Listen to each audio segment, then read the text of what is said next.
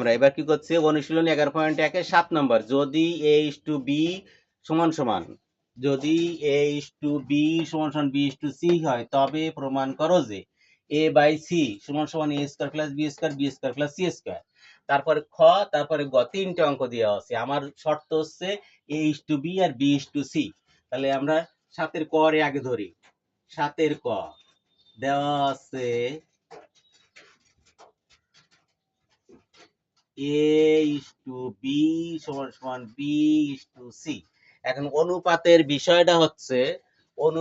বিষয়টা হচ্ছে যে এই বাম ধারের সংখ্যাটা আমি উপরে এবং ডান ধারের সংখ্যাটা নিচে, সমান সমান এই বাম ধারেরটা উপরে, ডান ধারেরটা নিচে। এস অনুপাতের বিষয়টা কি, বাম ধারের সংখ্যা উপরে, ডান ধারটা নিচে, সমান সমান বাম ধারের উপর, ডান ধারের সমান সমান কে ধরি। আমরা এখানে কে দিয়ে যদি অঙ্ক করি তো সহজ পদ্ধতিতে পারবো। সমান সমান কে ধরি।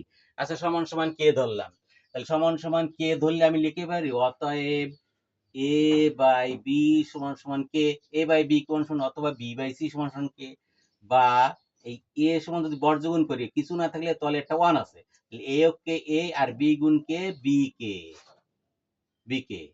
আচ্ছা, আর এইখানে লিখতে পারি যে অতএব বি বাই সি সমান সমান কে।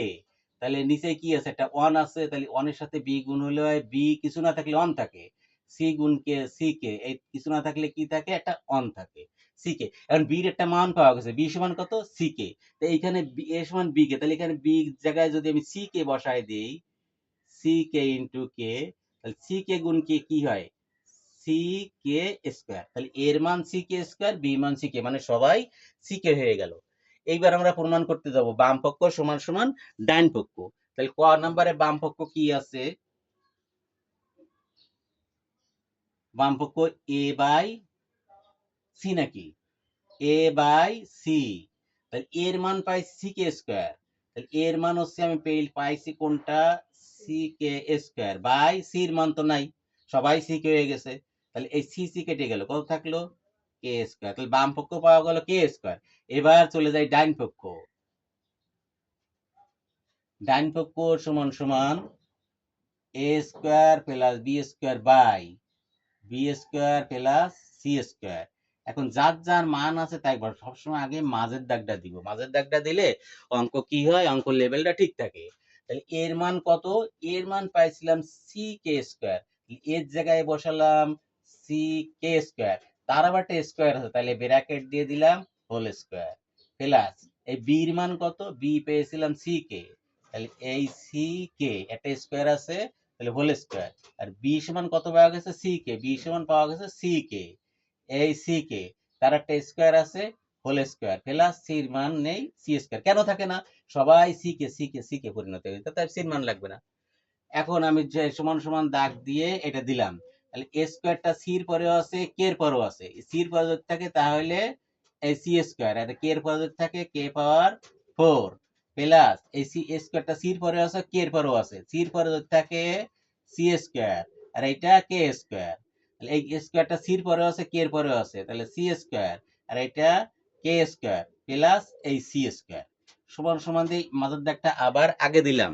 আচ্ছা, মাঝের যে একটা আগে দিলে আমার দেখেন কি কমন যায়, এই সি স্কয়ার কমন যায়, আর কে স্কয়ার আর কে ফোর এর কে স্কয়ার কমন যায়, তাহলে এই সি স্কয়ার আর কে স্কয়ার কমন গেলে কি থাকে, এখানে কে পাওয়ার 4, তাহলে কে স্কয়ার কমন গেলে এটা কে স্কয়ার থাকে, আর সি স্কয়ারও কমনে গেছে, কে স্কয়ারও কমনে গেছে, তাহলে এই প্লাস সি স্কয়ারও কমনে গেছে, কে স্কয়ারও কমনে গেছে, 1 থাকে। এখানে দেখো সি স্কয়ার কে স্কয়ার আর সি স্কয়ার, তাহলে সি স্কয়ার আর সি স্কয়ার কমন যায়, তাহলে সি স্কয়ার কমন গেলে কি থাকে, এই কে স্কয়ার থাকে, এখানে সি স্কয়ার কমন গেছে, তারপর এই প্লাস এই সি স্কয়ার কমন গেছে, কিছু না থাকলে তখন 1 থাকে। এখন এই কে স্কয়ার প্লাস আর কে স্কয়ার একই জিনিস দিলাম, কেটে কেটে দিলে এই সি স্কয়ার আর সি স্কয়ার কেটে যায়, তাহলে কি কে স্কয়ার। তাহলে বাম পক্ষ কে স্কয়ার, ডান পক্ষ কে স্কয়ার। এখন কি লিখতে পারি, অতএব